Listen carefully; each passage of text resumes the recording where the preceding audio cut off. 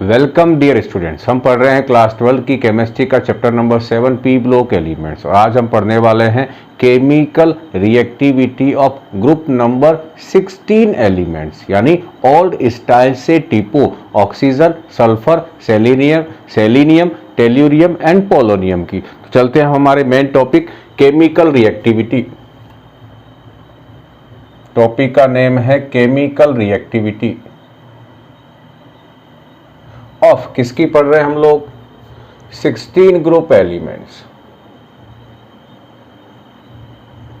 16 group elements की तो chemical property पढ़ने से पहले हम क्या पढ़ लें, ऑक्सीजन की एनोमेलस प्रॉपर्टीज। एनोमेलस का मतलब है कि ऑक्सीजन की वो प्रॉपर्टीज जो अपने ही ग्रुप के अदर मेंबर से मैच नहीं होती है। वो कौन कौन सी प्रॉपर्टी है हम पहले वो पढ़ते हैं। तो फर्स्ट हमारे पास टॉपिक क्या है, एनोमेलस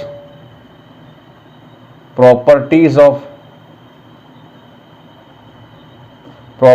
ऑफ ऑक्सीजन। ऑक्सीजन की ऐसी कौन कौन सी प्रॉपर्टी है जो अपने ही ग्रुप से मैच नहीं होती। तो फर्स्ट हमारे पास क्या है, small atomic radius of oxygen. Oxygen की जो एटॉमिक रेडियस है वो अपने ही ग्रुप के अदर एलिमेंट से बहुत स्मॉल है। इससे क्या क्या होगा, एटॉमिक रेडियस बहुत स्मॉल होने से क्या होगा, इसकी आयनाइजेशन एंथैल्पी पॉजिटिव में, यानी जो एनर्जी हम सप्लाई करेंगे इलेक्ट्रॉन को रिलीज करने के लिए वो बहुत ज़्यादा होगी, क्योंकि साइज छोटी होगी तो अट्रैक्शन ज़्यादा होगा। सेकंड क्या हमारे पास है, इसकी इलेक्ट्रोनेगेटिविटी ज़्यादा है, इसीलिए ये इजीली क्या शो कर देता है, नेगेटिव ऑक्सीडेशन स्टेट। कौन सी शो करता है मैक्सिमम, ये -2। उसके बाद हमारे पास अगला क्या है, इसकी जो इलेक्ट्रॉन गेन एंथैल्पी, यहां उल्टा कंसेप्ट है, क्या है, लेस नेगेटिव है। एमोंग सभी एलिमेंट में, among 16 group elements, 16 group elements में ऑक्सीजन की इलेक्ट्रॉन गेन एंथैल्पी सबसे कम नेगेटिव में है। नेगेटिव का मतलब रिलीज होना और लेस का मतलब कम है। तो ये तो हो गई हमारे पास क्या, small atomic radius of oxygen. Second हमारे पास क्या है, एब्सेंस ऑफ डी ऑर्बिटल। अब इन ऑक्सीजन का यदि मैं इलेक्ट्रॉनिक कॉन्फ़िगरेशन लिखूं तो क्या है, इसका एटॉमिक नंबर 6 है, 8 एटॉमिक नंबर 8। इसका कॉन्फ़िगरेशंस क्या होगा, ऑक्सीजन का 1s2 2s2 2p4, और हमें मालूम है कि 2s के बाद 2d नहीं आता है, जबकि 3d तो आता है। ठीक इसके नीचे कौन है, सल्फर, उसका एटॉमिक नंबर 16 लिखें तो 1s2 2s2 2p6 3s2 3p4, और हमें मालूम है कि 3d होता है। तो यहाँ कौन है, 3d है, वैकेंट है, उसमें इलेक्ट्रॉन 4s के बाद में आएंगे। तो इससे होगा क्या कि ऑक्सीजन में d ऑर्बिटल नहीं है, सल्फर में है। तो इससे इफेक्ट क्या होता है, due to absence of d orbital in oxygen it cannot expand valency beyond 4,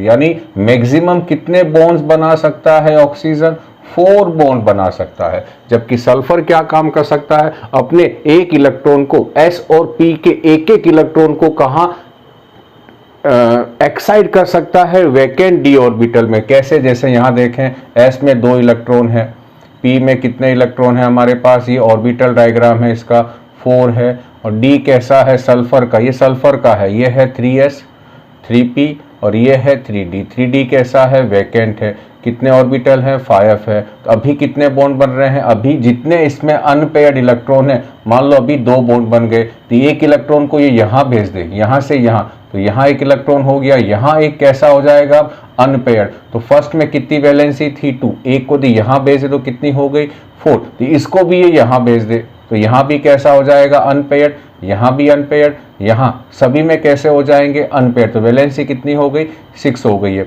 तो सल्फर क्या है, 4 और 2 के अलावा 6 कोवैलेंसी भी शो करता है, यानी अपनी वैलेंसी को ये एक्सपांड कर सकता है due to presence of d orbital, जबकि ऑक्सीजन में ऐसा नहीं होगा। तो ऑक्सीजन मैक्सिमम कितने बॉन्ड बनाएगा, 4 बॉन्ड बना सकता है।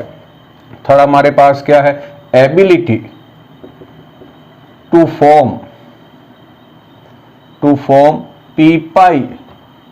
P pi bonds. इसको हटा देता हूं, 2 4 6 में यहां लिख देता हूं 2 4 6। Form p pi bond with second period elements और इटसेल्फ खुद के साथ भी क्या काम कर सकता है, ये पी पाई बॉन्ड बना सकता है। ये क्या है, पी पाई बॉन्ड। ये अच्छे से देखना हो तो ग्रुप नंबर 15 का आप देखें, यही वीडियो होगा जिसमें नाइट्रोजन की एनामोलस प्रॉपर्टीज होगी। फिर भी हम समझ लेते हैं कि नहीं, 2 एटम के बीच डबल बॉन्ड बनता है तो एक बॉन्ड कौन सा है, सिग्मा, एक बॉन्ड कौन सा है, पाई। इस पाई में इस ए का पी ऑर्बिटल, इस बी का भी P orbital side wise overlapping करे। कौन सी ओवरलैपिंग होगी, यहाँ पर साइड वाइज ओवरलैपिंग होगी। तो जो बॉन्ड बनेगा उस बॉन्ड को कहते हैं पाई बॉन्ड, और दोनों के कौन से ऑर्बिटल ने करी है, पी ने, तो उस बॉन्ड को कहते हैं इस ऑर्बिटल का, इस एटम का पी ऑर्बिटल ने इस एटम के पी ऑर्बिटल से पाई बॉन्ड बनाया है।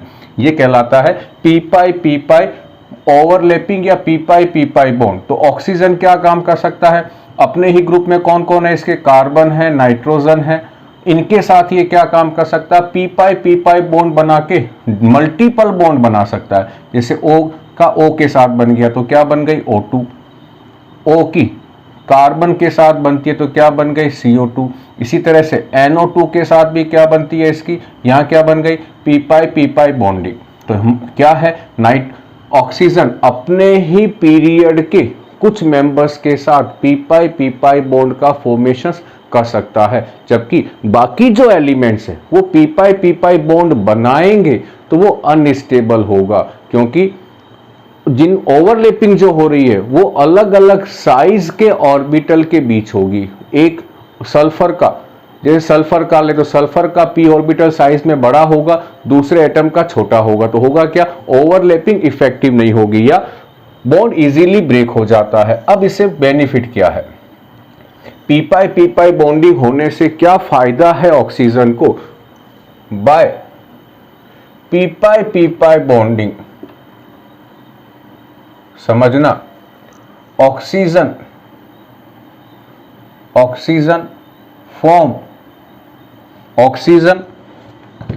Form double bond between 2 oxygen atom and complete our octet. क्या काम करता है, ऑक्सीजन पी पाई बॉन्ड बनाकर अपना ऑक्टेट कंप्लीट कर लेता है। जैसे ये है ऑक्सीजन, ये है दूसरा ऑक्सीजन, इसकी ये हो गई लेविस डॉट स्ट्रक्चर, यहाँ डबल बॉन्ड बन गया है। तो यदि हम चेक करें तो दोनों का ऑक्टेट क्या हो गया है, कंप्लीट हो गया। एक बॉन्ड कौन सा है, सिग्मा, एक बॉन्ड कौन सा है, पाई। तो हुआ क्या, O2 O किस में चेंज हो गया, O2 में चेंज हो गया है। जबकि इस तरह की प्रॉपर्टी बाकी एलिमेंट्स में, सल्फर में नहीं है। सल्फर में कौन सी एबिलिटी नहीं है, पी पाई बॉन्ड नहीं बनाएगा। तो होगा क्या, टू कंप्लीट, टू अचीव या to acquire inert gas like configuration, sulphur form S8, ये कैसी स्ट्रक्चर है, रिंग स्ट्रक्चर, S8 मॉलिक्यूल।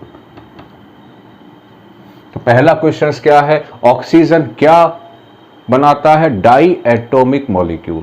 क्यों बना लेता है, क्योंकि इसमें पी पाई बॉन्डिंग की एबिलिटी है। उससे क्या होगा, ये 2 ऑक्सीजन के बीच एक डबल बॉन्ड बन जाएगा, तो दोनों ऑक्सीजन का ऑक्टेट कंप्लीट हो गया है। लेकिन सल्फर में ये प्रॉपर्टी नहीं है, तो सल्फर अपना ऑक्टेट कंप्लीट करने के लिए क्या काम करता है, S8 का फॉर्मेशंस करता है और इसकी रिंग शेप स्ट्रक्चर है, ये क्राउन शेप होगी। हम आगे पढ़ेंगे जब हम एलोट्रॉप्स पढ़ेंगे सल्फर के। दूसरा फायदा क्या है, फर्स्ट तो ये हुआ पी पाई बॉन्डिंग से कहाँ कंसेप्ट लगता है। सेकेंड कंसेप्ट यहाँ मैं इसको हटा रहा हूँ, एक बार इस पोर्शंस को यहाँ से मैं हटा देता हूँ। तो क्या है इसके अंदर, दूसरी एबिलिटी क्या हो गई, ऑक्टू जो है वो गैस है और S8 जो है वो सॉलिड है।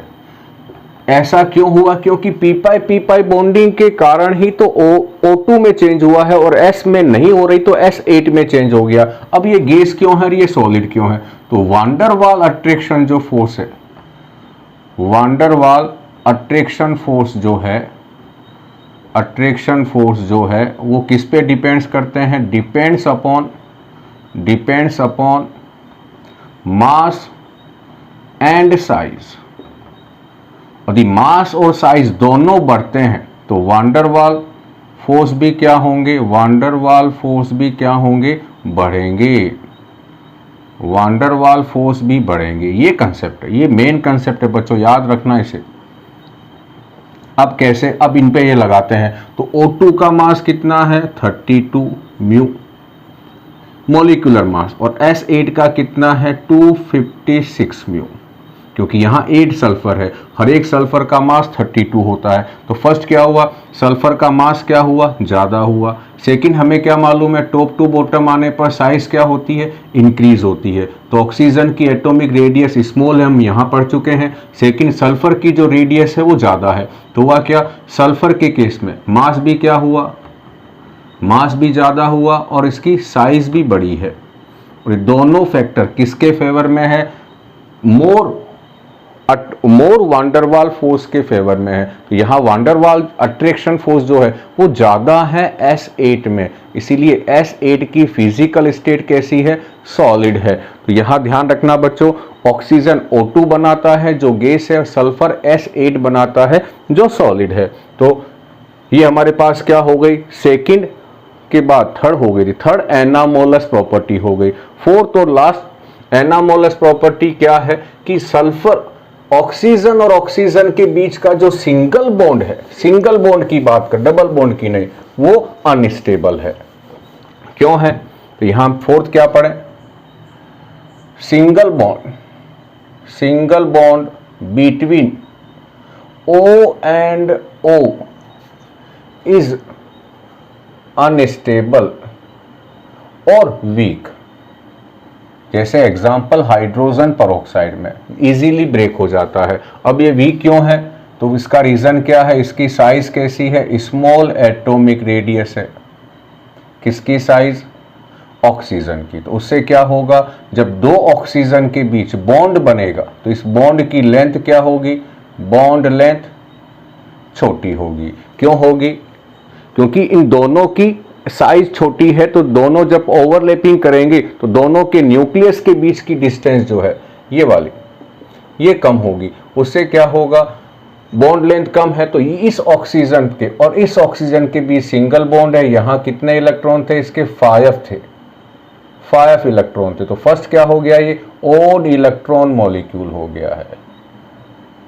सेकंड क्या हुआ है कि इसके जो लोन पेयर और लोन पेयर है इनके बीच क्या होगा, रिपल्शन होगा, repulsion between LP and LP, इन दोनों, क्योंकि पास पास है, साइज छोटी है, इसलिए ये बॉन्ड जो है, इस बॉन्ड की क्या है, बॉन्ड एंथैल्पी, रिपल्शन हुआ तो बॉन्ड एंथैल्पी क्या है, कम है, इसीलिए इजीली क्या हो जाता है, ये ब्रेक हो जाता है। हम सिंगल बॉन्ड की बात कर रहे हैं, डबल बॉन्ड तो स्ट्रॉन्ग है, सिंगल बॉन्ड अनस्टेबल है।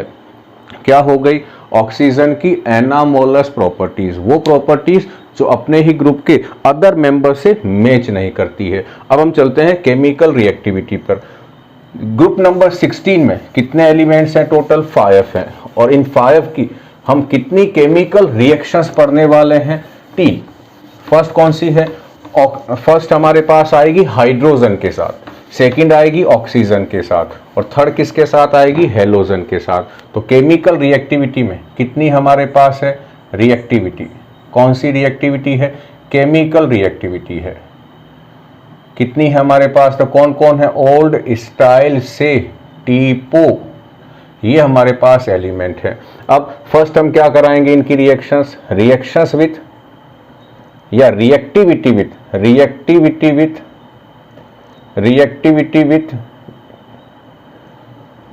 With hydrogen. फर्स्ट हम कराएंगे इनकी हाइड्रोजन के साथ रिएक्शंस, फिर कराएंगे ऑक्सीजन के साथ, फिर कराएंगे सल्फर के साथ।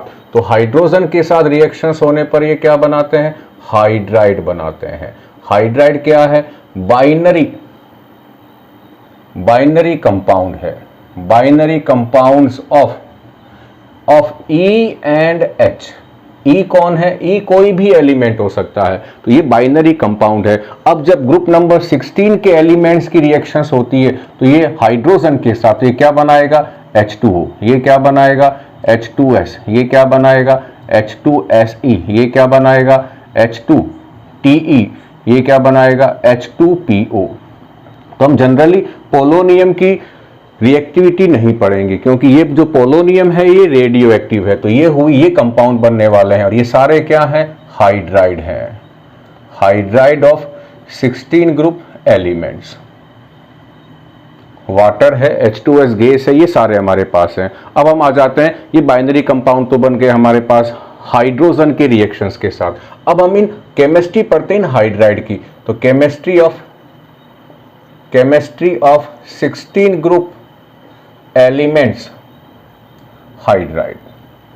काम की है बच्चों, टपक जाता है क्वेश्चंस बोर्ड के एग्जाम में, हाइड्राइड में से लगभग हर साल टपकता है क्वेश्चंस। तो फर्स्ट हम क्या पढ़ें, इनकी पढ़ते हैं बॉन्ड डिसोसिएशन एंथैल्पी। तो पहले समझते हैं ये है क्या, शॉर्ट में इसे क्या कहते हैं, BDE। ये है क्या, जैसे एग्जांपल लेता हूं वाटर का, तो ये वाटर की स्ट्रक्चर हमें मालूम है बेंट होती है, तो इस बॉन्ड की एंथैल्पी की बात हो रही है। ये जो HO बॉन्ड है, H2S में HO बॉन्ड, H2S में HS बॉन्ड, H2SE में HSE बॉन्ड, यानी कौन से बॉन्ड की बात हो रही है यहाँ पर, EH बॉन्ड की। इस बॉन्ड की बॉन्ड डिसोसिएशन एंथैल्पी की हम लोग चर्चा कर रहे हैं यहाँ पर। तो फर्स्ट कहाँ जाते हैं, इसमें कंसेप्ट क्या है, on increasing the atomic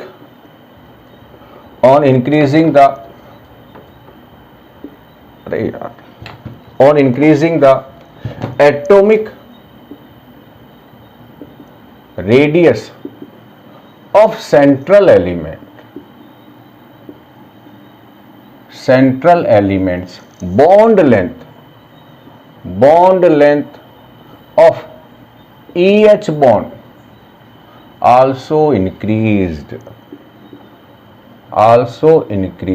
ये काम की लाइन है क्या, अब यहां हम चेक करें तो H2S में सेंट्रल एटम O, H2S में S, H2SE में SE, H2TE में TE और H2PO में PO। जो हम टॉप टू बॉटम आते हैं, इन एटम्स की या इन एलिमेंट्स की एटॉमिक रेडियस इंक्रीज होगी। जो एटॉमिक रेडियस इंक्रीज होगी, बॉन्ड लेंथ क्या होगी, इंक्रीज होगी साथ में। तो जैसे एग्जांपल लेता हूं मैं कि यदि यहाँ H है, O है और ये H है, इनके बीच ओवरलैपिंग हुई, ये बॉन्ड बना। मैं केवल EH बॉन्ड का एग्जांपल ले रहा हूं। अब इसकी जगह ये O था और ये H था, इसकी जगह O की जगह सल्फर होती तो साइज कैसी हो, थोड़ी सी बड़ी होती, और ये वैसे उसी साइज का मैंने क्या बना दिया H। तो ये इसका न्यूक्लियस, ये इसका न्यूक्लियस, ये हुई इनके इंटर न्यूक्लियर डिस्टेंस। तो ये जो बॉन्ड लेंथ है ये ज्यादा है इसके कंपैरिजन में, तो उससे क्या होगा, बॉन्ड लेंथ इंक्रीज होगी तो क्या होगा, स्ट्रेंथ ऑफ बॉन्ड क्या होगी, डिक्रीज होगी। यानी बॉन्ड की जो ताकत है वो कम होती जाएगी, बॉन्ड लेंथ बढ़ेगी तो, और बॉन्ड लेंथ बढ़ गई तो स्ट्रेंथ कम हो गई, तो होगा क्या, less energy required to break the bond, और इसी को हम क्या कहते हैं, बॉन्ड डिसोसिएशन एंथैल्पी क्या हो गई, डिक्रीज हो जाएगी। तो कंसेप्ट क्या है BDE का, increasing the size of central atom conditions क्या है, इन उन सभी में सेंट्रल एटम से बॉन्डेड एटम सेम है, क्यों यहां सारे हाइड्रोजन है। इंक्रीज होगी तो क्या होगा, 1 upon bond dissociation enthalpy. Size decrease होगी तो बॉन्ड डिसोसिएशन एंथैल्पी क्या होगी, डिक्रीज होगी। तो सबसे ज्यादा बॉन्ड डिसोसिएशन एंथैल्पी किसकी है, H2O की है। उससे कम किसकी है, H2S की है। उससे कम H2Se की। उससे कम H2Te की है। और सबसे कम किसकी है, H2PO की है। ये ऑर्डर याद रखना, ये ऑर्डर कौन सा ऑर्डर है, डिक्रीजिंग ऑर्डर है, ये डिक्रीजिंग ऑर्डर है। यदि मुझसे इंक्रीजिंग ऑर्डर पूछ ले तो मैं क्या काम करूं, इंक्रीजिंग ऑर्डर में लिख दो। ऐसा नहीं होगा कि ये ऐसे हो जाएगा। अब सबसे पहले कौन आएगा, H2PO, उसके बाद H2Te, उसके बाद H2Se, उसके बाद H2S और उसके बाद H2O। ये इंक्रीजिंग ऑर्डर हो गया। एग्जाम में जो ऑर्डर पूछा जाए वही ऑर्डर लिखना, नहीं तो कई बार 0 नंबर दे देते हैं। सीक्वेंस सही है, ऑर्डर गलत लिख दिया है। यदि आप मान लो आपसे पूछा इंक्रीजिंग और आपने ये लिख के आ गए तो ये ऑर्डर इसमें आपको मार्क्स 0 मिल जाते हैं। तो क्या हो गई हमारे पास हाइड्राइड की पहली प्रॉपर्टी, बॉन्ड डिसोसिएशन एंथैल्पी। अब चलते हैं हाइड्राइड की सेकंड प्रॉपर्टी, क्या है वो, थर्मल स्टेबिलिटी। थर्मल स्टेबिलिटी है वो भी काम की है। और वो किस पे डिपेंड करती है, वो डिपेंड करती है बॉन्ड डिसोसिएशन एंथैल्पी पर। तो अगला हमारे पास क्या है, सेकंड है थर्मल स्टेबिलिटी। थर्मल स्टेबिलिटी है। और थर्मल स्टेबिलिटी का मतलब क्या है, stable towards heat energy.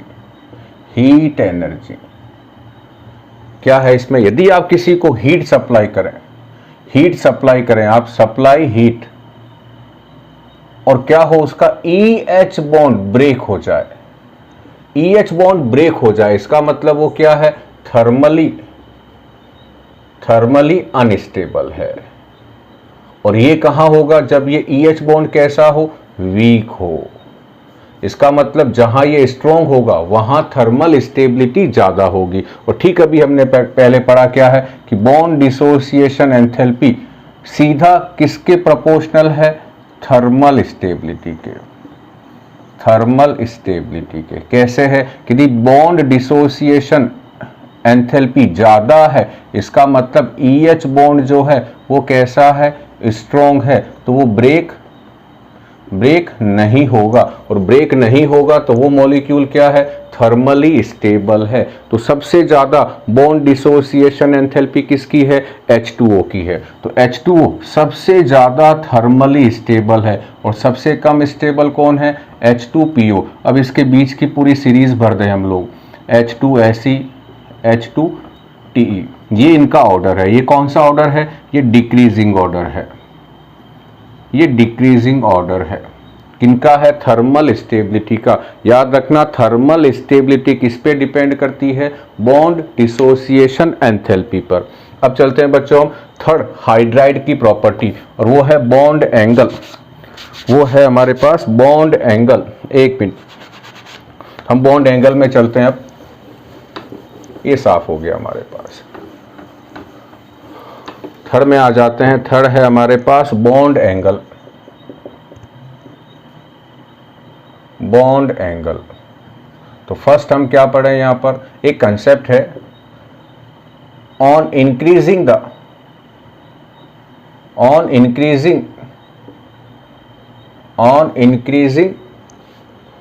Electronegativity of, on increasing electronegativity of central atom, increasing central atom की इलेक्ट्रोनेगेटिविटी इंक्रीज होगी, the bond angle also increased. ये कंसेप्ट है। इसका उल्टा क्या हो जाएगा, सेंट्रल एटम की इलेक्ट्रोनेगेटिविटी डिक्रीज होगी तो बॉन्ड एंगल भी डिक्रीज होगा। अब आते हैं हम लोग इनकी पहले स्ट्रक्चर पे आ जाते हैं, फिर हम पढ़ेंगे बॉन्ड एंगल के बारे में। तो स्ट्रक्चर्स क्या है, जितने भी हाइड्राइड हैं जितने भी हाइड्राइड हैं किसके, 16 ग्रुप के, उनकी स्ट्रक्चर कैसी है, बेंट है। बेंट कह लें या उसे हम क्या कहते हैं, एंगुलर कहते हैं। इनका जो हाइब्रिडाइजेशन है सेंट्रल एटम का, हाइब्रिडाइजेशन जो है वो है sp3 है, sp3 है। कैसे निकाला, H2O का एग्जाम्पल ले लो, ये है सेंट्रल एटम। अब हम यहाँ क्या काउंट करें, इसने कितने सिग्मा बॉन्ड बनाए हैं और कितने इसके पास लोन पेयर है। काउंट करेंगे तो दो तो क्या बने हैं, सिग्मा बॉन्ड, दो हाइड्रोजन के साथ, और ऑक्सीजन के वैलेंस सेल में 6 इलेक्ट्रॉन थे, 2 इलेक्ट्रॉन यूज आ गए हैं शेयरिंग में, तो 4 बचे हुए हैं। 4 का मतलब कितने लोन पेयर हो गए हैं, 2। तो टोटल कितना आंसर्स आया हमारे पास, Z आया है, 4 आया है। 4 आंसर्स आने का मतलब इसके 4 ऑर्बिटल इन्वॉल्व हुए हैं हाइब्रिडाइजेशन में। तो 4 में से सबसे पहले कौन कूद के आता है, S, और 3 कौन आ गए, sp3, 3 आ गए हमारे पास P। तो हाइब्रिडाइजेशन कौन सा हुआ है, sp3 हुआ है। इसकी शेप बेंड कैसी है, तो इसके लिए आप क्या देखें, 11th क्लास का मेरा वीडियो बना हुआ है valence shell electron pair repulsion theory का, उसको आप देखोगे तो आपको कंसेप्ट समझ में आ जाएगा कि किस मॉलिक्यूल की स्ट्रक्चर कैसी होती है। तो H2O कैसा है, बेंट है, ये इसकी स्ट्रक्चर है, बेंट या एंगुलर। यहाँ और यहाँ क्या है, लोन पेयर है। ये हुई H2O की स्ट्रक्चर। अब आते हैं ये बॉन्ड एंगल। H2O में बॉन्ड एंगल कितना है, 104.5 डिग्री है, ये वाटर में है। तो हमने क्या पढ़ा है, इलेक्ट्रोनेगेटिविटी डिक्रीज होगी सेंट्रल एटम की, तो बॉन्ड एंगल भी इंक्रीज होगी तो इंक्रीज होगा, डिक्रीज होगी तो डिक्रीज होगा। तो अगले में मैं कौन सा एग्जांपल ले लूं, H2S का।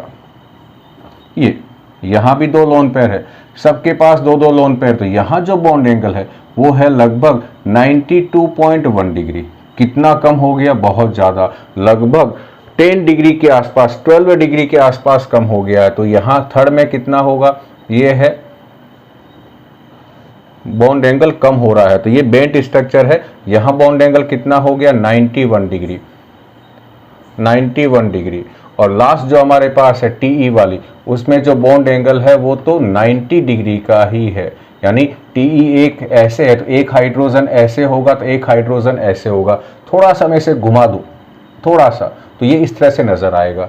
अब है क्या, एक और कंसेप्ट लगता है यहाँ पर, इन तीनों में ऐसा लगता है कि इन तीनों में जो बॉन्ड एंगल है वो 90 डिग्री के आसपास ही है। इसका मतलब इन तीनों में हाइब्रिडाइजेशन हुआ ही नहीं है, क्योंकि हाइब्रिडाइजेशन होता तो हाइब्रिड ऑर्बिटल अपने आप को मैक्सिमम डिस्टेंस पे एडजस्ट करने की ट्राई करते, जैसे वाटर में किया है, लेकिन यहाँ तो कुछ हुआ ही नहीं है। तो यहाँ कौन सा कंसेप्ट लगता है, ड्रैगो रूल।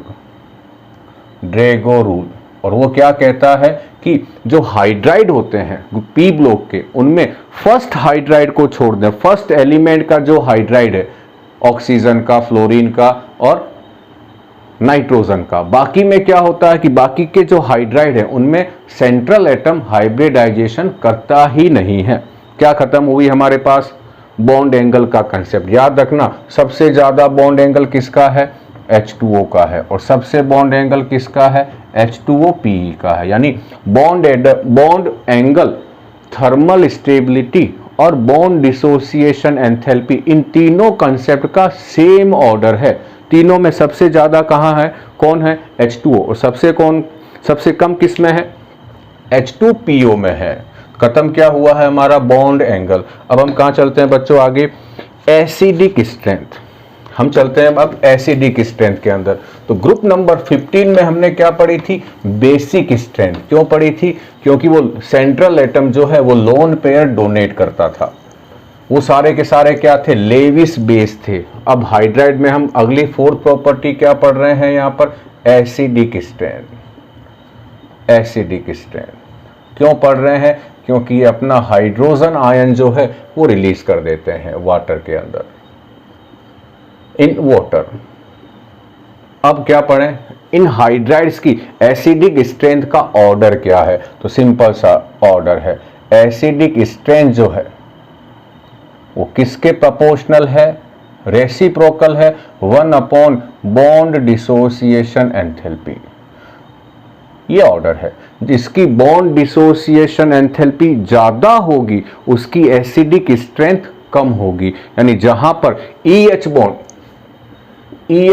इजीली क्या हो जाए, इजीली ब्रेक हो जाता है, उसकी एसिडिक स्ट्रेंथ क्या होगी, ज्यादा होगी, एसिडिक स्ट्रेंथ ज्यादा होगी। तो यहां ऑर्डर उल्टा हो जाएगा, H2O और H2S में क्या होगा, इन दोनों में H और S की जो बॉन्ड एंथैल्पी है, HS की, HO की बॉन्ड एंथैल्पी तो ज्यादा है और HS की बॉन्ड एंथैल्पी क्या है, कम है। तो होगा क्या, BE का मतलब बॉन्ड एंथैल्पी, तो ये बॉन्ड इजीली ब्रेक हो जाएगा। ये ब्रेक हो जाएगा तो H2S क्या है, स्ट्रॉन्ग एसिड है, या H2S की जो एसिडिक स्ट्रेंथ है वो H2O से ज्यादा है। तो क्या लिखें यहां पर, एसिडिक स्ट्रेंथ, बहुत बार क्वेश्चन आता है, acidic strength of H2S is more then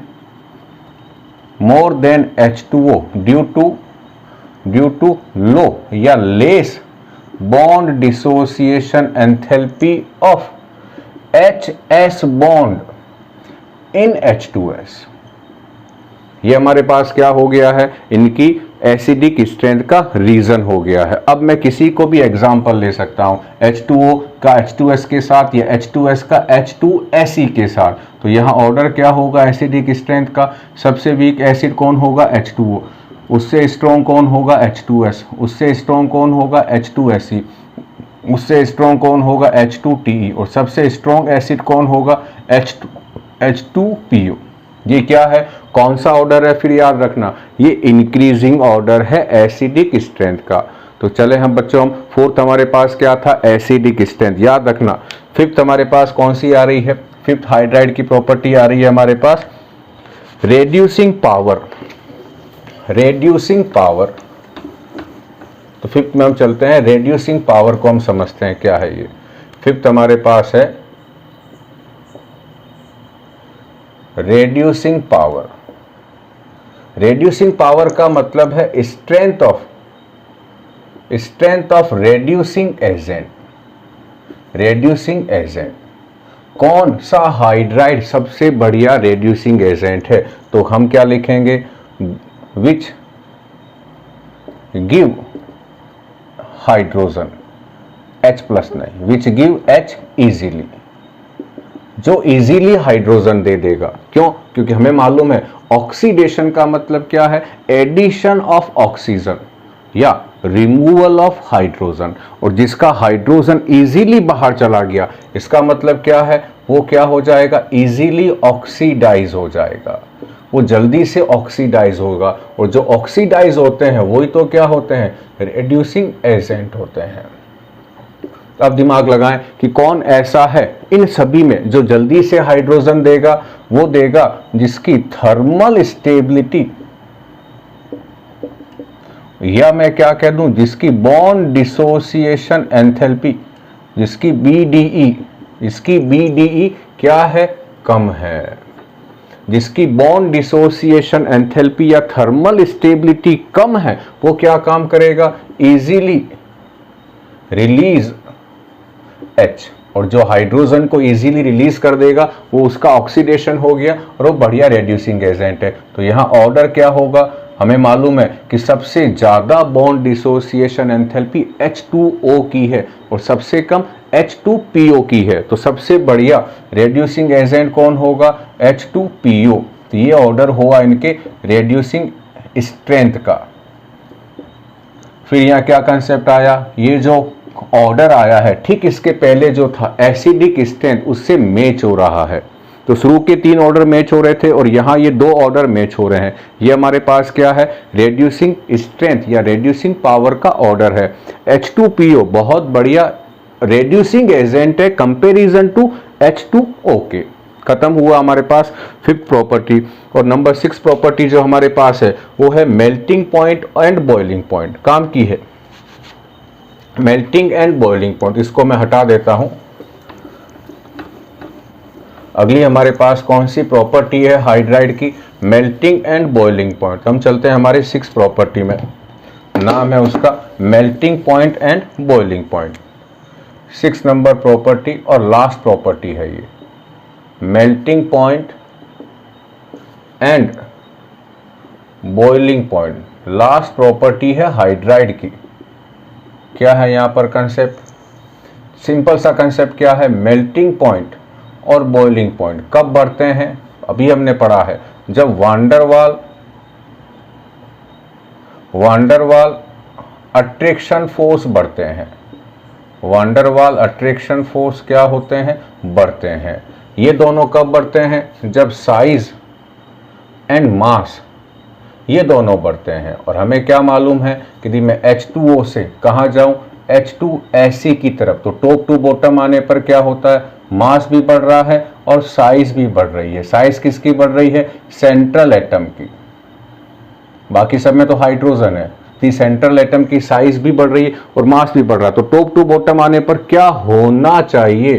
top to bottom आने पर होना क्या चाहिए कि H2O का मेल्टिंग और बॉइलिंग पॉइंट सबसे कम होने चाहिए, उससे ज़्यादा होने चाहिए H2S के, उससे ज़्यादा होने चाहिए H2SE के, उससे ज़्यादा H2TE के और सबसे ज़्यादा H2PO के। ये ऑर्डर होना चाहिए किनका? दोनों का, melting point and boiling point. क्यों होना चाहिए? क्योंकि H2O में इसका मास भी ज़्यादा है और PO की साइज भी बड़ी है। लेकिन गड़बड़ है, और गड़बड़ क्या है? ये H2O गड़बड़ करता है और इसका जो मेल्टिंग और बॉइलिंग पॉइंट सबसे कम होना चाहिए लेकिन सबसे ज़्यादा है। यहाँ आता है ये। अब इसका रीज़न क्या है? हम सबको मालूम है। इसका रीज़न है इंटरमोलिक्यूलर। अब आगे आप जोड़ लोगे हाइड्रोजन बॉन्डिंग। तो ध्यान क्या रखना है? ड्यू टू, यहाँ लगा देता हूँ, due to intermolecular hydrogen bonding in H2O, its boiling point and melting point is highest in group 16 hydrides. Group 16 hydrides में H2O का होना सबसे कम चाहिए लेकिन सबसे ज्यादा हो गया है। रीजन है हाइड्रोजन बॉन्डिंग। ध्यान रखना इसे। खत्म क्या हुआ हमारे पास? Melting point and boiling point. अब एक सिंपल सा टॉपिक है सॉल्युबिलिटी। लगभग ये सारे जो हैं ये नॉन पोलर, ये सारे के सारे जो है, वाटर को हटा देता हूं मैं एक बार, ये सारे के सारे वाटर को छोड़ने के बाद ये सारे के सारे वाटर में सॉल्यूबल नहीं है। रीजन क्या है? ये वाटर के साथ हाइड्रोजन बॉन्ड नहीं बनाते, लेकिन वाटर में एक बहुत बढ़िया सॉल्वेंट है, वाटर में पोलर सॉल्वेंट है। वाटर में आयोनिक कंपाउंड्स के अलावा बहुत सारे नॉन आयोनिक या कोवैलेंट कंपाउंड्स भी डिसॉल्व हो जाते हैं। बस कंडीशंस क्या है कि वो कोवैलेंट कंपाउंड जो हैं वो वाटर के साथ हाइड्रोजन बॉन्ड बनाए। यानी बहुत सारे ऑर्गेनिक कंपाउंड्स वाटर में सॉल्यूबल है, H2O में सॉल्यूबल है, जबकि बाकी में नहीं है। रीजन क्या है? वाटर के साथ वो ऑर्गेनिक कंपाउंड यदि हाइड्रोजन बॉन्ड बना लेता है तो वो वाटर में डिसॉल्व हो जाता है। जैसे alcohol, acetone, ketone, carboxylic acid, amines, ये सारे क्या हैं? वाटर में सॉल्यूबल है। ईथर, फिनोल, ये सारे। तो बच्चों क्या खत्म हुई है हमारे पास? हाइड्रोजन के साथ रिएक्टिविटी। अब हम चलते हैं ऑक्सीजन के साथ रिएक्टिविटी। किसकी? ग्रुप नंबर 16 के एलिमेंट्स की। तो फर्स्ट खत्म हुई अभी तो ये ए। अब आ जाते हैं बी के ऊपर। बी क्या है? Reaction with oxygen.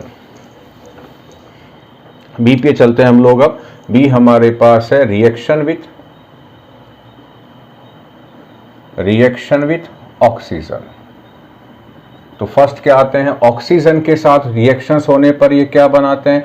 ऑक्साइड। ये दो तरह के ऑक्साइड बनाते हैं। क्यों बनाते हैं? क्योंकि इन एलिमेंट्स पर +4 और +6 दोनों चार्ज आता है। +4 भी आता है और +6 भी आता है। यदि +6 चार्ज है तो ये क्या बनेगा? EO3, और +4 होगा तो क्या बनेगा? EO2। तो यहाँ E पे चार्ज क्या है? +4। यहाँ E पे चार्ज क्या है?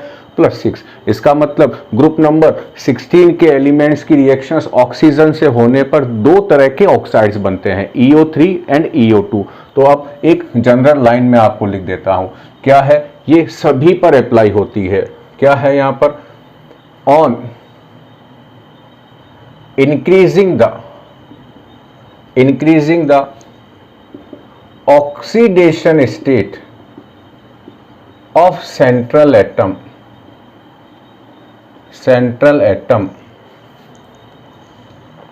इन ऑक्साइड क्या होगा, कोवेलेंट करेक्टर, ये फाजान रूल के अकॉर्डिंग है, फाजान रूल्स आप समझा सकते हैं फाजान रूल के according, and acidic character both increases. ध्यान रखना, यदि किसी ऑक्साइड में सेंट्रल एटम की ऑक्सीडेशन स्टेट ज्यादा है तो वो ज्यादा कोवेलेंट है और वो ज्यादा एसिडिक है। जैसे एग्जाम्पल मैं ले लेता हूं SO2 और SO3 का, SO2 एंड SO3 का, इसमें ज्यादा कोवेलेंट कौन है, SO3, ज्यादा एसिडिक भी कौन है, SO3। कैसे, इन दोनों को वाटर में डिसोल्व कर दो तो यहाँ क्या बनेगा H2SO3 और यहाँ क्या बनेगा H2SO4। ये क्या है, सल्फ्यूरस एसिड, ये क्या है सल्फ्यूरिक एसिड, और सल्फ्यूरस एसिड की जो एसिडिक स्ट्रेंथ है वो कम है सल्फ्यूरिक एसिड से। वाटर तो कैसा था, न्यूट्रल था, तो SO2 डिसोल्व करो SO3 तो H2SO4 स्ट्रॉन्ग एसिड है। इसका मतलब एक ऐसा ऑक्साइड जिसमें सेंट्रल एटम की ऑक्सीडेशन स्टेट ज्यादा होगी तो उसकी एसिडिक स्ट्रेंथ भी ज्यादा होगी और उसमें कोवेलेंट करैक्टर्स भी ज्यादा होंगे। ये तो हुआ एग्जांपल। अब आते हैं हम लोग, सबसे पहले चलते हैं हम लोग EO2 पे चलते हैं, उसके बाद चलेंगे EO3 पे। तो फर्स्ट यहाँ एक और लाइन पढ़ लेते हैं इससे पहले, the stability of EO3 oxide decreases from top to bottom, काम की लाइन है। रीजन क्या है यहाँ पर, due to inert pair effect. क्यों है, क्योंकि जो लाइटर एलिमेंट है उनकी प्लस स्टेट ज्यादा स्टेबल है और हेवियर की +4। ये लाइटर एलिमेंट की है और ये हेवियर एलिमेंट्स की है, ये स्टेट ज्यादा स्टेबल। तो जहां +6 ज्यादा स्टेबल होगी वहां EO3 ज्यादा स्टेबल होगा, और जहां +4 ज्यादा स्टेबल है वहां EO2 ज्यादा स्टेबल होगी। तो EO3 की जो स्टेबिलिटी है वो टॉप टू बॉटम आने पे क्या होती है, डिक्रीज होती है। ये है डिक्रीज होती है। इसकी जगह मैं क्या लिख सकता हूं, यहां EO2 लिख दूं तो यहां एरो क्या हो जाएगा, ऊपर की तरफ। तो EO2 की स्टेबिलिटी क्या होती है, इंक्रीज होती है टॉप टू बॉटम जाने पर। अब आते हैं हम EO2 वाले ऑक्साइड पे आते हैं। तो ये है ओल्ड स्टाइल से टिपो, O को तो हटा दो क्योंकि रिएक्शन ही O के साथ हो रही है। S से स्टार्ट करते हैं, SO2, SeO2, TeO2 और POO2। ये जो है ये गैस है, ये जो है SeO2 जो है वो सॉलिड है लेकिन कोवेलेंट है। ये जो दोनों है ये भी सॉलिड है लेकिन साथ में कैसे हैं, आयोनिक सॉलिड है।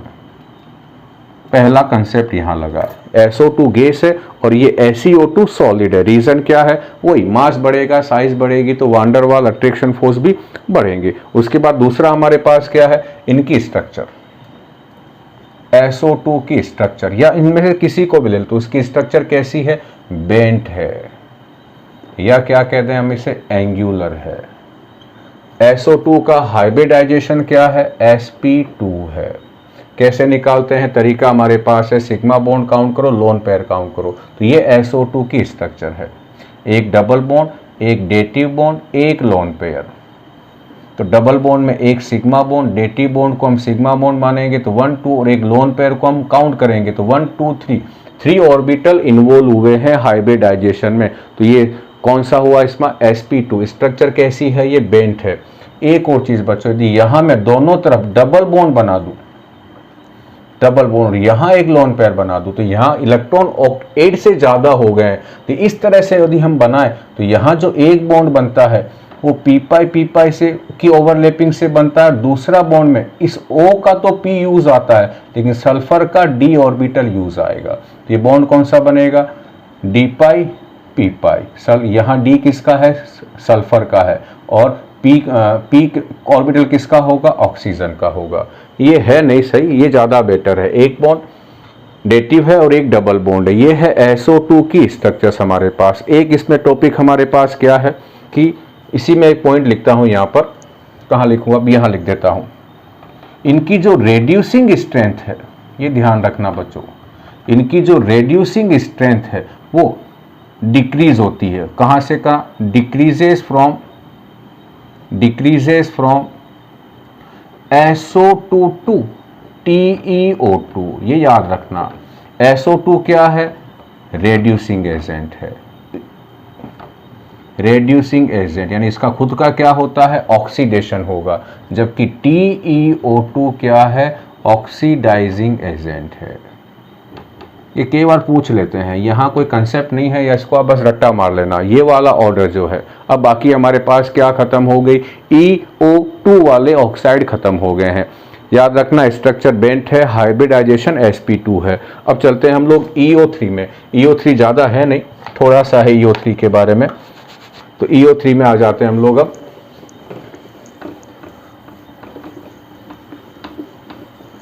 EO3 में क्या है बच्चों? ये है EO3, ज़्यादा कुछ नहीं है। इसकी स्ट्रक्चर कैसी है? इसकी स्ट्रक्चर है ट्राइगोनल प्लेनर है। हाइब्रिडाइजेशन इसका भी sp2 है।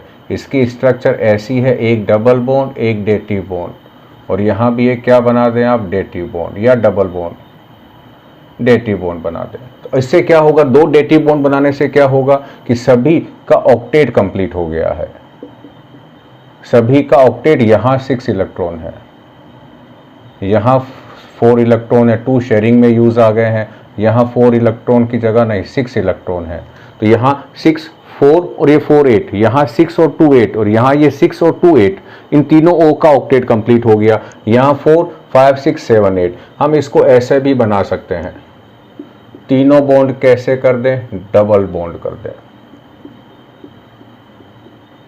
तीनों बॉन्ड यदि आप डबल कर देते हो तो उस कंडीशन में क्या होगा? वही कंसेप्ट, एक बॉन्ड किससे बनेगा? P पाई से, सल्फर का भी P और ऑक्सीजन का भी P। बाकी जो दोनों बॉन्ड बन रहे हैं ये बनेंगे D पाई P पाई ओवरलैपिंग से, सल्फर का D और ऑक्सीजन का P ओवरलैपिंग से। स्ट्रक्चर कौन सी है? ट्राइगोनल प्लेनर है, प्लेनर स्ट्रक्चर है इसकी। तो ये क्या खत्म हुआ? EO3। बस इतना ही है EO3 में। याद क्या रखना है एक और चीज़ आपको कि SO3 जो है वो SO2 से ज़्यादा कोवेलेंट है और ज़्यादा एसिडिक है। खत्म क्या हुआ? Reactions with oxygen. अब चलते हैं हम लोग अगला हमारे पास बच्चों, अगला जो टॉपिक है वो है रिएक्शंस विथ हेलोजन के साथ। वो थोड़ा सा बड़ा है, रिएक्शन विथ हेलोजन। तो ये सब साफ कर देता हूं। रिएक्शन विथ हेलोजन, तो C आ गया हमारे पास थर्ड में क्या आ गया? रिएक्शन विथ या रिएक्टिविटी विथ हेलोजन। तो हम चलते हैं रिएक्शंस विथ हेलोजन में। हेलोजन, अब ये काम का टॉपिक है। जब ग्रुप नंबर ओल्ड स्टाइल से टीपो, ओल्ड स्टाइल से टीपो, इनकी रिएक्शन हम किससे करवाएं? हेलोजन से। तो कितने तरह के ऑक्साइड बनते हैं? कितने तरह बनेंगे? क्या हेलाइड बनेंगे? हेलाइड बनेंगे। कौन कौन से हेलाइड बनेंगे? Hexa halide EX6, tetra halide EX4 और डाई हेलाइड EX2। ये तीनों बनते हैं। इन तीनों में बहुत सारे क्वेश्चंस बनते हैं बच्चों। तो फर्स्ट आते हैं EX6 में। EX6 में तो फर्स्ट आते हैं all elements except oxygen. Except oxygen क्यों नहीं बनाता? अपनी वैलेंसी को एक्सपांड नहीं कर सकता, 2 से ज़्यादा या 4 से ज़्यादा एक्सपांड नहीं कर सकता। All elements except oxygen form hexa halide with fluorine. Fluorine के साथ बनाते हैं, ये बाकी के साथ नहीं बनाते। रीजन क्या है कि जो हाई ऑक्सीडेशन स्टेट है वो हाई इलेक्ट्रोनेगेटिविटी एलिमेंट्स ही स्टेबलाइज कर सकता है। तो अगला पॉइंट क्या हुआ, high oxidation state of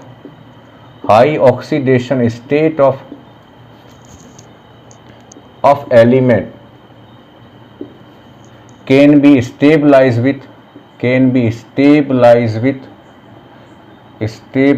with high electronegative elements like fluorine। अब इनकी हेलोजन के साथ रिएक्टिविटी क्या है, इन सभी की, ये जब सारे कंपाउंड बनते हैं तो कौन सा हेलोजन बहुत जल्दी रिएक्शंस कर लेगा, या मैं कह दूं कौन सा हैलाइड, तो इनकी हैलाइड की रिएक्टिविटी का ऑर्डर है, ये हैलाइड की रिएक्टिविटी का है। कौन है सबसे फास्ट, कौन करेगा, F-, उससे स्लो कौन करेगा, Cl-, उससे स्लो कौन करेगा, Br-, सबसे स्लो कौन करेगा, F-। ये इन चारों के साथ रिएक्टिविटी है, इन तीनों के साथ है। तो फर्स्ट हमारे पास क्या आया, O को छोड़कर बाकी सब क्या बनाते हैं, हेक्सा हैलाइड बनाएंगे, उसमें भी हेलोजन कौन सा होगा, F होगा। सेकंड क्या है, क्यों है ऐसा, क्योंकि फ्लोरीन ही +6 ऑक्सीडेशन स्टेट को स्टेबल कर सकता है। एक और एक्सेप्ट, यहां एक्सेप्ट हटा देते हैं, सल्फर जो है वो SF6 बनाता है, बाकी हैलाइड नहीं बनाता। Cl6, Si Br6 और SiI6 ये नहीं बनाता, ये नहीं बनाता, ये क्वेश्चन आता है। और इसका रीजन क्या है, इसे कहते हैं, इसका रीजन में हम लिखते हैं स्टेरिक रीजन। अब ये क्या है स्टेरिक रीजन, वो हम समझते हैं। यहां पर SF6 कैसा है, स्टेबल है। क्यों है, क्योंकि इसकी जो स्ट्रक्चर है वो है ऑक्टाहेड्रल। इसकी क्या सभी EX6 जो है उनकी स्ट्रक्चर कैसी है, ऑक्टाहेड्रल है। तो कैसे होगा, सेंटर में एक S, 4 हेलोजन, 4 F जो है वो एक ही प्लेन में होंगे। इस तरह से इनको लिख देता हूं, यहां S है, एक F यहां है, एक F यहां है, एक F यहां है और एक F यहां है। यहां एक ऊपर एक F है और यहां एक नीचे F है। यह है ऑक्टाहेड्रल स्ट्रक्चर। अब ये स्टेबल क्यों है, due to small size of F, due to small size of F6F easily accommodate around sulfur in octahedral geometry। ये पॉसिबल है, किसके साथ, सल्फर में, सल्फर और फ्लोरीन के साथ। लेकिन क्या होगा, दी F की जगह कौन आ जाए, F नहीं आके कौन आ जाए, Cl आ जाए। तो क्या होगा, Cl की जो साइज है वो क्या है, लार्ज है। उससे क्या होगा, इससे क्या होगा, ये जो 6 Cl है, 6 Cl यहां अपने आप को एकोमोडेट नहीं कर पाते, एडजस्ट नहीं कर पाते। इनकी साइज बड़ी होने से 6 Cl माइनस 1 सल्फर के चारों ओर अरेंज नहीं हो सकते हैं। ड्यू टू इनकी साइज ज्यादा होगी तो क्या होगा, 6 Cl atom do not accommodate around sulphur, और इसी को क्या कहते हैं, स्टेरिक रिपल्शन। इसको कहते हैं स्टेरिक रिपल्शन। साइज के अकॉर्डिंग जो रिपल्शन हो, जहां भीड़ भाड़ हो जाए, उसे कहते हैं स्टेरिक रिपल्शन। ये सिंपल सा कंसेप्ट क्या है कि यदि एक चींटी के चारों ओर यदि हम 6 हाथी खड़ा करना चाहें तो वो मुश्किल है, हम 6 खरगोश खड़े कर सकते हैं। खरगोश कौन है यहाँ पर, फ्लोरीन है। हाथी कौन है यहाँ पर, Cl है। इतना इनमें साइज का डिफरेंस होता है। तो क्या हो गया, सल्फर के हेक्सा फ्लोराइड ही स्टेबल है, बाकी सारे कैसे हैं, सल्फर के अनस्टेबल, ये सारे बनते ही नहीं हैं। और बाकी के जो एलिमेंट है उनमें भी क्या है कि SF6 बाकी जो है वो सबके साथ बना सकते हैं। जैसे S जो है ओह ऐसा ही क्यों लिख दिया मैं, एस एस एस। बाकी में क्या होगा कि सेलेनियम का Cl6 बन सकता है लेकिन SFSCl6 नहीं बनेगा, याद रखना ये। तो क्वेश्चंस आता है, वैसे मैंने यहाँ लिखा है कि मैक्सिमम फ्लोरीन के साथ बनाते हैं। यदि कोई एलिमेंट फ्लोरीन के अलावा किसी दूसरे एलिमेंट के साथ भी बना सकता है लेकिन सल्फर केवल फ्लोरीन के साथ बनाएगा। अब इसी में चलते हैं, SF6 की स्ट्रक्चर तो कैसी होती है, ऑक्टाहेड्रल होती है, ये सभी की है। EX6 जो है उनकी स्ट्रक्चर ऑक्टाहेड्रल है। इनका हाइब्रिडाइजेशन क्या है, हाइब्रिडाइजेशन अभी मैंने बताया था निकालने का तरीका। क्या निकालें, कितने सिग्मा बॉन्ड है प्लस कितने लोन पेयर है, किसके पास, सेंट्रल एटम के पास। लोन पेयर हमें सेंट्रल एटम पे चेक करने हैं क्योंकि हाइब्रिडाइजेशन सेंट्रल एटम का ही होता है। तो ये 1 2 3 4 5 6 तो क्या हो गए, सिग्मा बॉन्ड। सल्फर कौन है यहाँ, सेंट्रल एटम। इसके वैलेंस शेल में कितने इलेक्ट्रॉन है, 6 ही है और सभी ने बॉन्डिंग कर ली। इसका मतलब 6 + 0 हुआ तो 6 आंसर आया। तो 6 में कौन कौन सा हुआ, एक S 3 P और 2 D, sp3d2 हाइब्रिडाइजेशन। खत्म क्या हुआ, EX6 हो गया है। अब कहाँ चले, EX4 में चलते हैं बच्चों। EX4 में टेट्रा हैलाइड के अंदर आ जाते हैं, इसको हटा देते हैं। अब EX4 में आ रहे हैं बच्चों हम लोग। अब EX4 में ज़्यादा नहीं है, बस 2-3 क्वेश्चंस बनते हैं। तो फर्स्ट हम क्या लिखें, S टेट्रा हैलाइड में आए हम लोग। अब टेट्रा हैलाइड यानी कि इसमें है EX4 में है, तो यहाँ लिखता हूँ सल्फर का जो टेट्रा हैलाइड है वो गैस है। सल्फर के बाद कौन आया, सेलेनियम का जो टेट्रा हैलाइड है वो लिक्विड है। और इसके बाद कौन आता है, टेलीरियम का जो टेट्रा हैलाइड है वो सॉलिड है।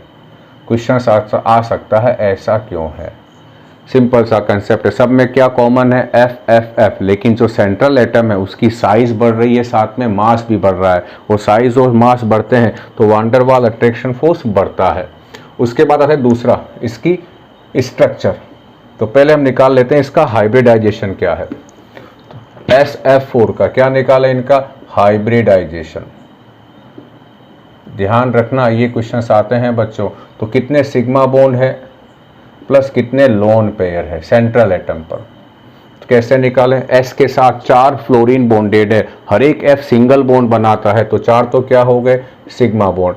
सल्फर के सेंट्रल एटम है जिसमें 6 वैलेंस इलेक्ट्रॉन है, 4 इलेक्ट्रॉन यूज आ गए हैं तो 1 बचा हुआ है। 1 का मतलब कितने हो गए टोटल, 5। 5 का मतलब क्या हो गया, sp3d हाइब्रिडाइजेशन। ये इसका हाइब्रिडाइजेशन हो गया बच्चों। अब आते हैं इसकी स्ट्रक्चर, काम की है। स्ट्रक्चर्स के लिए फिर मैं आपको रेफर करूंगा valence shell electron pair repulsion theory का, जो यहाँ पर बिल्कुल एंड में आपके पास आ जाएगा वीडियो, वो वहाँ से आप जरूर देखें उसे। स्ट्रक्चर्स में क्या हम माने कि सेंट्रल एटम को मैं A लिखता हूँ, कौन है ये A। जो इससे बॉन्डेड एटम है उसको मैं कहता हूँ B। तो क्या हुआ, B कितने हो गए, 4। अब इसके पास कितने लोन पेयर है, 1, तो उसे लिखूंगा E। ये इसका टाइप है बच्चों, AB4E। अब यदि यहाँ E नहीं होता तो B होता, और B होता तो टाइप हो जाता AB5। और AB5 की स्ट्रक्चर्स कैसी होती है, ट्राइगोनल बायपिरामिडल। ये है AB5 की स्ट्रक्चर। इस बॉटम वाले को भी बच्चों मैं साफ कर देता हूँ, तभी जाके आपको पूरा समझ में आएगा।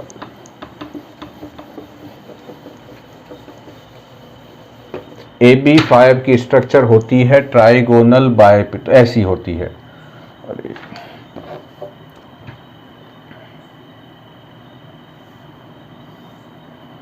यहां क्या लिख दूं मैं, एक B लिख देता हूं, यहां दूसरा B, यहां तीसरा B, इसको ऐसे बना दो। चलो फिर मालूम नहीं गड़बड़ क्यों बन जाती है।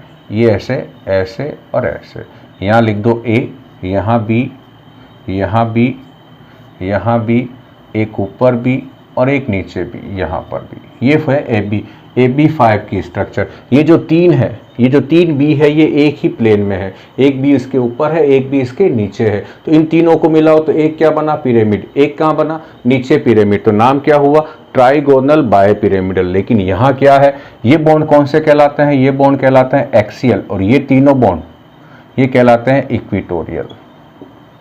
और यदि AB5 में क्या आ जाए, लोन पेयर आ जाए, तो लोन पेयर हमेशा कहाँ आएगा, इक्विटोरियल बॉन्ड में आएगा। कहाँ नहीं आएगा, एक्सियल बॉन्ड में लोन पेयर नहीं आएगा।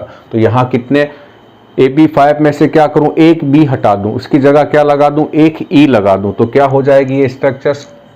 फिर इसको ऐसे लिखूं, यहाँ बी एक लोन पेयर है तो यहाँ लिख देता हूँ, यहाँ ए है, यहाँ ए है, और यहाँ बी है, और यहाँ भी बी ही है, ए नहीं है, यहाँ ए हो गया है, सेंटर में ए है। अब ये लोन पेयर होने से क्या होगा, इसके बीच का जो एंगल है, ये तीन एक ही प्लेन में है, 1 2 3, एक इसके ऊपर ऐसे है, तो यहाँ जो लोन पेयर है उसके साथ जो एंगल बन रहा है वो 90 डिग्री का है। तो यहाँ इस बॉन्ड पेयर और इन लोन पेयर में रिपल्शन होता है, तो ये बॉन्ड जो है थोड़ा सा टिल्ट हो जाता है ऐसे, ये बॉन्ड थोड़ा सा इस तरह से टिल्ट हो जाता है, टेढ़े हो जाते हैं, यहाँ बी है और यहाँ बी है। अब यदि इस स्ट्रक्चर्स को मैं ऐसे घुमा दूं ऐसे, तो क्या होगा, ये इस तरह से बी हो जाएंगे, यहाँ वाले ये इस तरह के बी हो गए, और यहाँ कौन है हमारे पास, ये बी है। तो ऐसा लगता है कि ये जो झूला होता है शीशा वाला, ये दो स्टैंड हो गए हैं और यहाँ आप और हम बैठे हैं और ये झूला झूल रहे हैं, ये है सीसा स्ट्रक्चर, सीसा स्ट्रक्चर है ये। ध्यान रखना इस स्ट्रक्चर्स का नाम, बहुत बार बोर्ड में आ चुका है। दूसरा क्वेश्चन क्या आता है कि ये बॉन्ड टिल्ट क्यों हुए हैं, टिल्ट होने का रीजन क्या है, lone pair bond pair repulsion है। इस रिपल्शंस को कम करने के लिए ये जो दोनों एक्सियल बॉन्ड है, इनका बॉन्ड एंगल थोड़ा सा कम हो गया। इनका बॉन्ड एंगल कहाँ बढ़ गया है, लोन पेयर के साथ तो बढ़ गया है, लेकिन इन दोनों इक्विटोरियल बी के साथ कम हो गया है। इस स्ट्रक्चर्स का नाम सीसा स्ट्रक्चर है।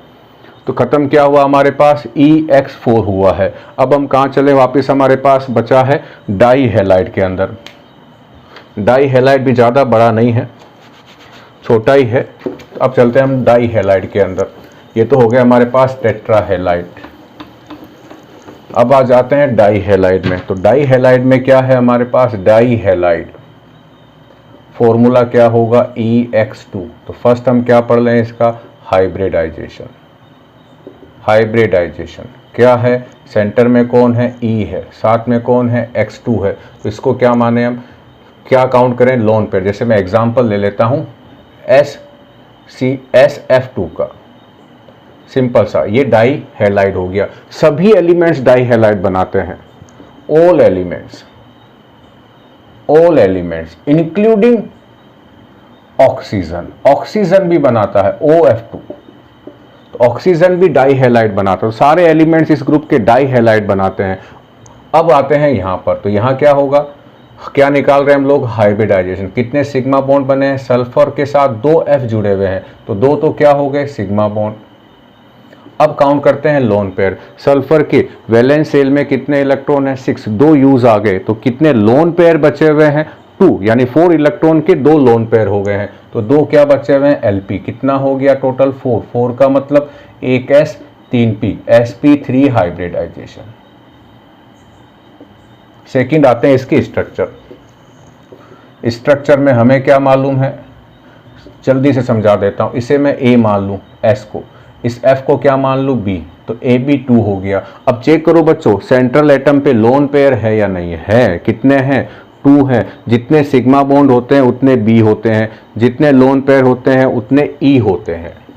ये E2, AB2 E2, E नहीं होते, यदि ये दोनों E नहीं होते तो यहाँ B होता तो टाइप क्या होता, AB4। AB4 में स्ट्रक्चर कैसी होती है, टेट्राहेड्रल होती है, यानी ऐसी होती है। यहाँ A लिखें, ये इस तरह से आप स्ट्रक्चर बना दें। यहाँ B था, यहाँ भी B है, यहाँ भी B है और यहाँ भी B है। लेकिन हमारे यहाँ क्या हुआ है, 2 B की जगह 2 लोन पेयर आ गए, तो किन्हीं भी 2 B को हटा दो।